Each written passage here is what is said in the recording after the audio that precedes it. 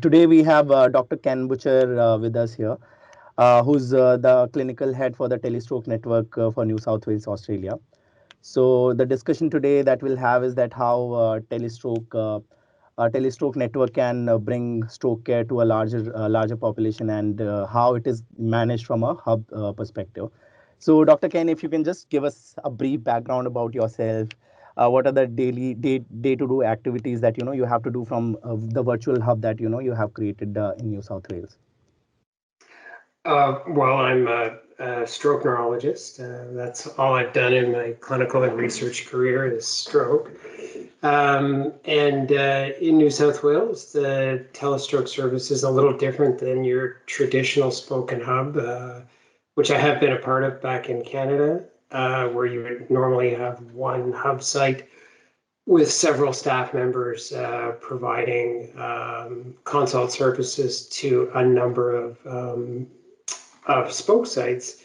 But in New South Wales, it's a virtual hub. So it's a distributed hub. That is, we have a host site, which is takes care of a lot of the administrative activities. And I'm at that site as the medical lead, but I'm the only consultant neurologist there. All of the other neurologists are distributed throughout the state. And not all of us are even in Sydney, the largest city. Many of us are in some of the smaller cities in New South Wales, and we simply share the call 24/7.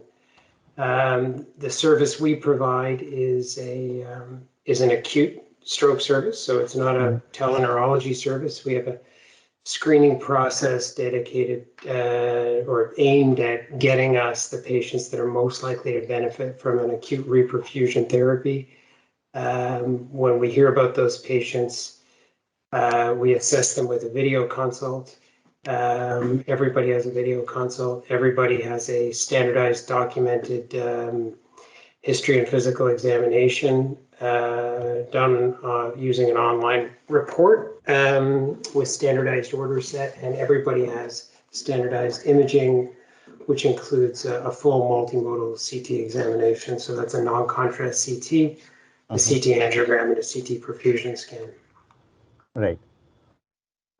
So a couple of questions around the network itself. So typically, let's say, what is the patient journey that is usually followed? So a patient will be calling to the emergency number, right? And they'll arrive at the, let's say, stroke unit at spoke center. And then how does the communication happen to the hub side? They'll arrive at the emergency department. The emergency physician will do a screen, initially a fast screen. Does it look like a stroke patient? Based on a quick fast screen. If it does, then they will use our online tool, which is called the ASAP, Acute Stroke Assessment Protocol, which basically asks them to give us the time that the patient was last known to be well, the premorbid condition of the status. We have 3 questions aimed at determining, essentially the mobility and activities of daily living status of the patient before the stroke. And then it's a deconstructed anti-stroke skill score that they're giving us. And then at the end of it, it will tell them whether or not, it's deemed to be a patient that would potentially benefit from an acute stroke assessment. And if it is, it'll give them a standardized set of orders, which they'll put into their electronic medical record. But one of the orders will be to call us on the 1-300 number to arrange for the consult. At that point, we would, if the patient sounds legitimate and we don't have any reasons to screen the patient out, which we do sometimes, then we would say, send the patient to the CT scanner and we'll meet you there virtually. So we would meet the emergency physician in the CT suite, in the control room. There's a computer there, and we will finish history and physical examination there. So as the images are coming out, we'll look at the images with the primary care physician there, the emergency physician, explain what we're seeing. So by the time we get back to the emergency department where we assess the patient, we usually got a pretty good idea of the plan. And then we'll explain that to the patient and or any family that are present. And that plan could be admit for stroke unit care. It could be reperfusion with alteplase, or it could be transferred to a comprehensive stroke center for endovascular thrombectomy, and that could be either with or without thrombolysis. All right. So another question: how many typically patients that you are encountering in the telestroke network? Uh, In New South Wales, so right now we are assessing about 40 patients a week at 16 sites. We're still implementing. We have another 7 sites to implement. So our numbers will increase accordingly.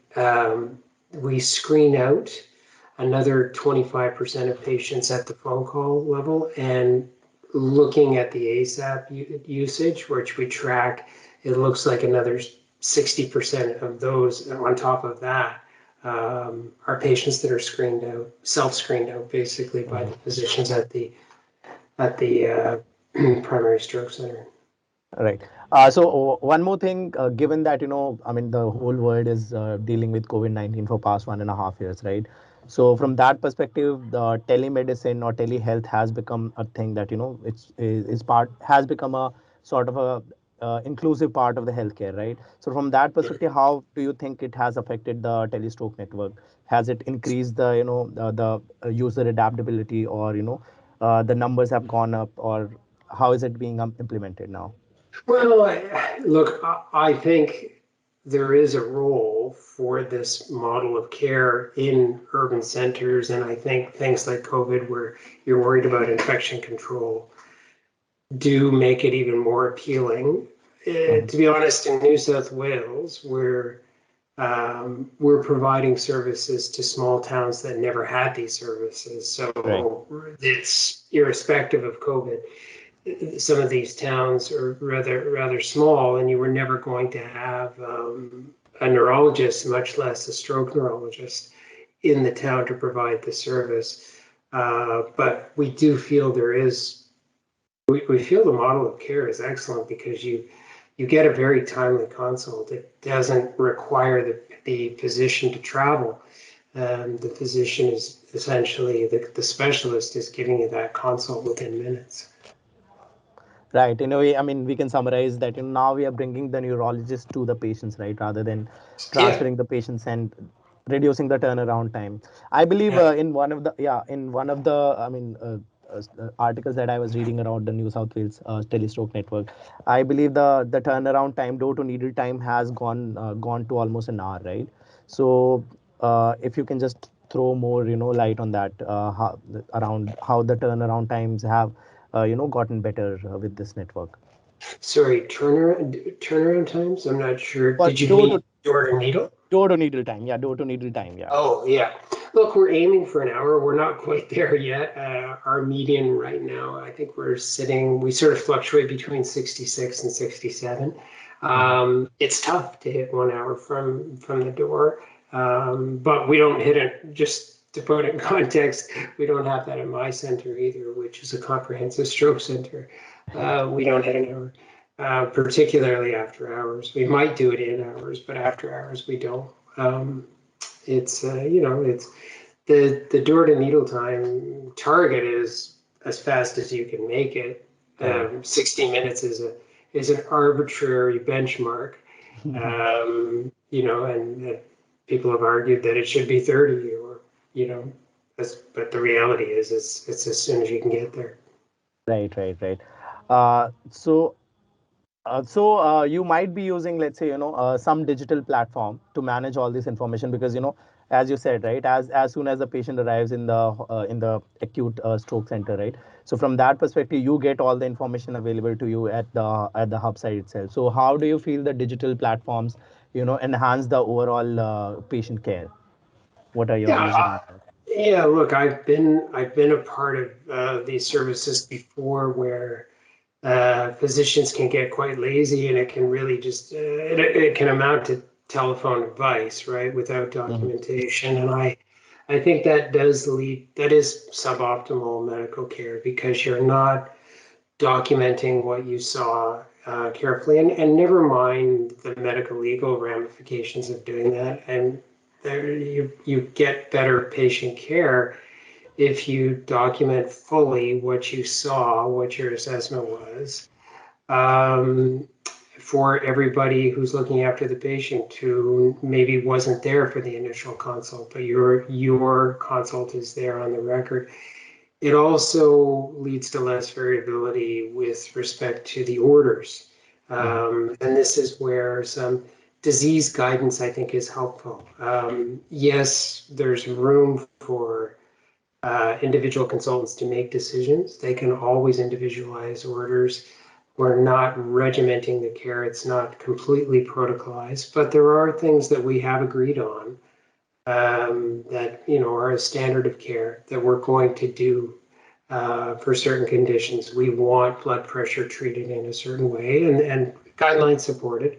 And when you have an electronic platform that you're using every single time, I think that enhances that level of care.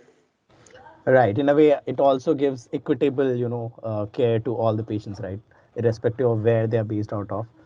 There's a standardized procedure that is done, even though the patient condition can vary, but at the same time, the standard stroke care can be given to those patients. Another question that I had on the stroke platform itself. So, what all things the stroke platform is able to capture? So from the perspective that, as you said, right, you're able to do the ESAP assessment, you're able to get the imaging information, but does it also does this also capture the treatment pathway? Let's say once it has been identified that the patient is having, let's say, an LVO, so if the thrombectomy has been done, so do you also capture the outcome of the treatment on the platform itself? We do. We use that same platform to track outcomes. Now, these patients aren't all coming, because this is a distributed model. They're not all coming to our hospital, so we don't get that granularity of care. But through our project officers at the telestroke sites, we do find out what happened to them. Okay. So if they were admitted, we find out if they were discharged. We ask that the local site obtain an NIH stroke scale score at the time at 48 to 72 hours. And we also go back in ourselves and assess any follow-up imaging that was done. We usually recommend an MRI be done. Some of the centers don't have MRI, so it might be a Right. CT scan, but any imaging that's done, we'll go and look at. Similarly, if they go to an endovascular thrombectomy site, many of us work at those sites. We'll track down the patient. We'll find out what happened at the procedure. We'll record things like the Tiki flow grade, when it was achieved, whether it was first pass, second pass, third pass, and again, follow-up imaging. And then we have a telephone follow-up at 90 days Okay. to assess the Rankin score, so the functional disability, the quality of life, Right. with the EQ5D, the Euroqual, um, and um, their medications that they're on at that time. Uh, so as per my understanding, we are definitely, taking care of the treatment pathway and how the outcomes have been. But a lot of these patients might be, might have to live their life with a permanent disability, or they have to go through, extensive rehabilitation. So do you also capture that journey in this platform itself, or that has been, distributed to the respective medical centers there? Again, I mean, we'll capture where they're at 90 days, Ah, but we're not. We won't necessarily, we might find out they went to rehab and then went home, but it's where one of the things we capture at 90 days that I left out is their living situation. So are they at home? Are right. they in a long-term care facility? Are they still in hospital, which sometimes happen, or are they still in a rehab facility? Mhm. Right. Okay. So I think one last question that I wanted to ask you is that, now that, you have all this data in one place, right? So are you also planning or, already using this entire data, end-to-end data to, actually define the treatment steps for the, patient that will be coming in future? And how do you see that, this particular platform, shaping up into comprehensive platform that that gives stroke care to all the patients? What are the things that you think can be added to this platform to make it even better and make it more reachable to Well, people? yeah, I think we haven't as yet used that. I mean, we're just starting as we've, just at this point, we have 1,300 patients assessed over the first 18 months of operations. But I think one of the advantages that we have over many centers, which are, many programs that are accumulating these data, is that we have labeled data because we've put everything into a database that is, it's written in Python. It's everything's captured in an SQL database. Mm-hmm. It's HL7 compliant, but what's more important is all of the data fields are labeled. There are very few free data or free text fields. There's a Uh-huh. little bit to complete the medical record, but all of that labeled data, as you know, is critical for deep learning, machine learning methods, and Mm-hmm. that saves a lot of work Right. with respect to preparing those data for those steps. And I think that's a real advantage that we have. We have that with a uniform data set where we've also kept in one place in our image repository or long-term repository, we've kept source image data at the Mm-hmm. DICOM level. So I think those two things together give us a really powerful pipeline, Right. particularly if we can get that into a pipeline in the cloud.